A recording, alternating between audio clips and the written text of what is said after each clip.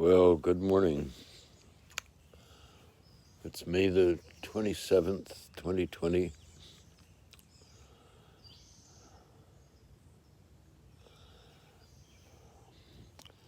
Tried to change my morning routine this morning.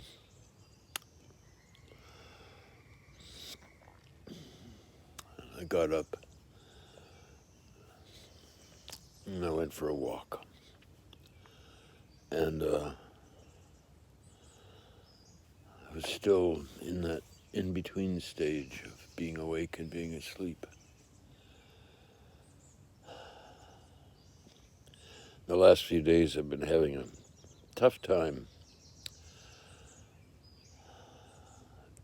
dipping into all my shadows, traumas, feeling pretty miserable, even not liking myself and focusing on everything I failed at.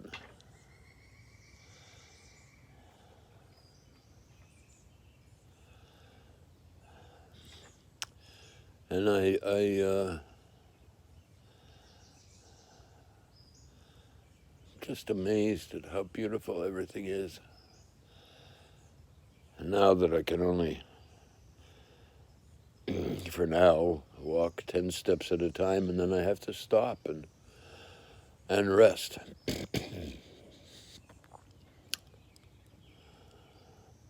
And so I want to make some videos about my heroes. And then I started realizing that everybody I meet's my friend and part of me. Maybe can take something from me, use me, and maybe I can use whatever. And I'm not saying use, well, I guess it's using. When I look at things I like, my body, my shoulders drop.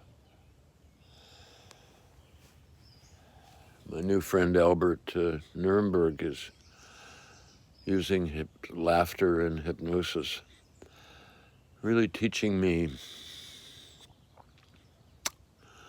so much. He's a gift. He's another example that all the time, whatever I need, it's right in front of me.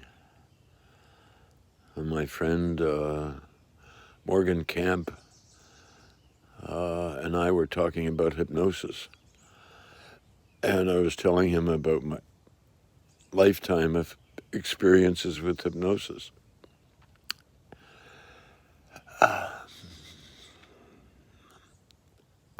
My father's teachers, my father, my mother. And Albert's a filmmaker and a journalist. Really kind guy. He's a healer, teacher, visionary warrior, putting himself out there, taking the lid off, being himself. And he makes these documentaries that get shown on Canadian TV.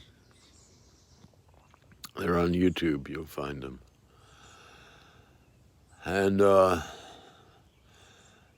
as a hypnotist, he's really doing some amazing things. And happy that it's recorded on Netflix.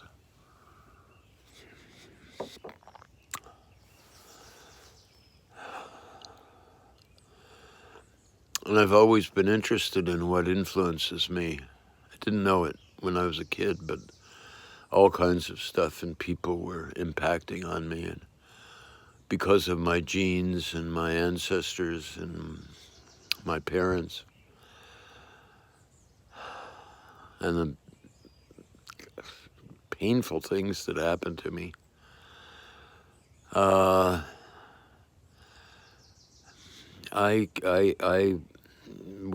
still am confronted with great difficulty in learning anything that anybody told me to learn. I would become so scared that I couldn't learn anything. And I was just like an open sponge as a kid. Everything impacted on me. And my little brain, or my big little brain, would invent all kinds of things to make sense of what I couldn't. And I had learning disabilities. I was so easily distracted and so depressed.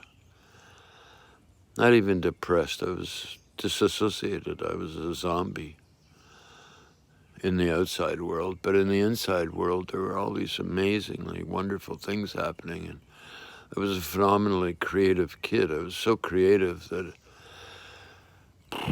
people would get very pissed off at me. I was told that I was too much, and I was told that I wasn't reaching my potentials. And year after year of failing at what school was presenting and what my parents wanted me to do.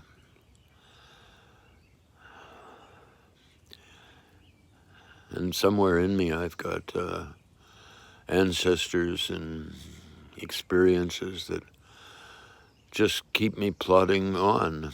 Sometimes plodding, sometimes running. Sometimes I get so depressed. I get immobilized, and I get so sad. And Louis, or not Albert and a number of people have said, hey, listen, all your heart problems are probably centered on being really sad in your heart and being angry and afraid in my heart, and then angry in my heart.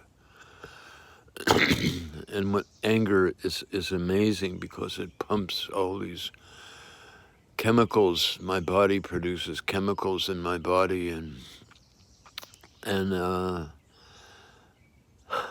it's too much. My thoughts tumble, and it's hard to stay focused sometimes. And when I'm able to stay focused, then wow.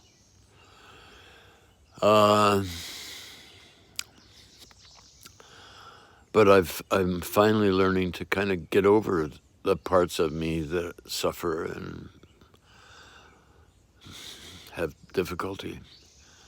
So for 2 or 3 days now, I've been just riding with all of these, what I call shadows, self-critical thoughts.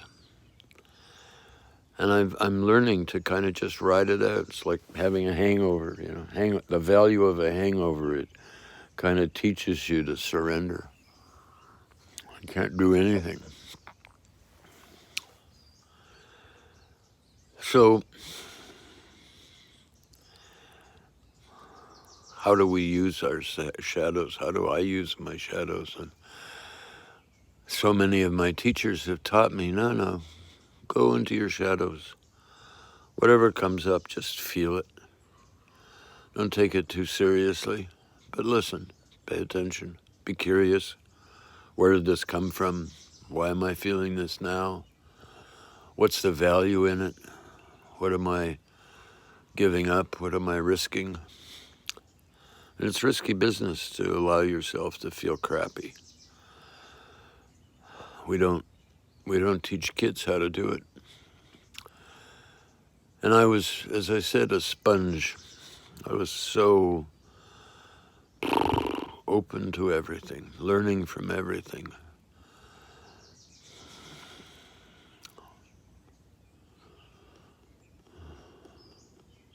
But I'm finally learning to kind of just accept who I am.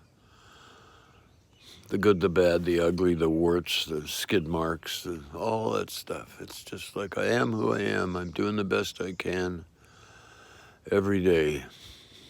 In the last few days,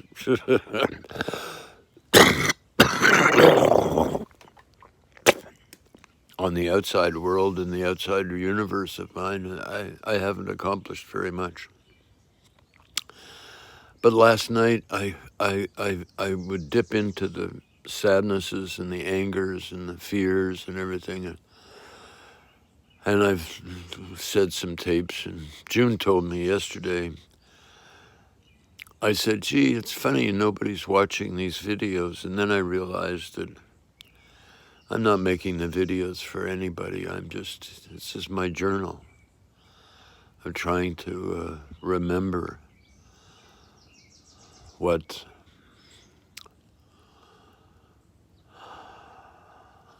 I know, and then all the pieces fall together. And today I'm just filled with creativity. And yesterday, in the depths of these really heavy places, I've been having so much fun inventing stuff in my mind and being creative. And I saw how I was a creative kid, and because it gave me a break from suffering. I could look at the suffering, or I could create things. And then I'd create some things, and then I'd get punished for them. Like once my parents took me to, as a little tiny kid, took me to see boats in a canal around Niagara Falls. And my uncle was a seafaring guy, and he explained the locks to me, how they worked, how the water and gravity would lift the boats or lower the boats, so they didn't have to, the boats could be bigger, so they didn't have to like portage around let's carry your boat around where the water was rapiding. And so I went home, and I was fenced in because I would wander around the neighborhood, and God, I was a funny kid. And so they built this tiny little backyard, and I built a lock. I built that went down the garden, and my mother caught me, and she was so frightened. She was so frightened that I had spoiled my father's beautiful garden. And I had put the canal in right at the edge of these beds, or these flower beds and vegetable beds that my father was growing. And she made me fill it all in and take all the little pieces of sticks and wood and everything, dams that formed the locks. And my father came home, and he beat me because he was frightened, because I was insensitive and wasn't obeying, like ask permission if you do anything and all that kind of stuff. And when I saw it, it was like, when I saw that little kid being so creative, I realized last night, today, just how we anything different people who've been traumatized get frightened of, and they judge, and they compare it to other things, and happily, and I'm going to phone my friend Oren today and find out if there's a gene that the genome guys have discovered that has something to do with creativity. Because I'm phenomenally creative. I'm so creative that I can barely do the same thing twice. And I'm curious. Like I'm as curious as Felice the cat who lives in the garden. He's a feral cat, and he keeps the mice and rats away, and he eats lizards, which are good for me because they kill slugs and things that eat ticks. And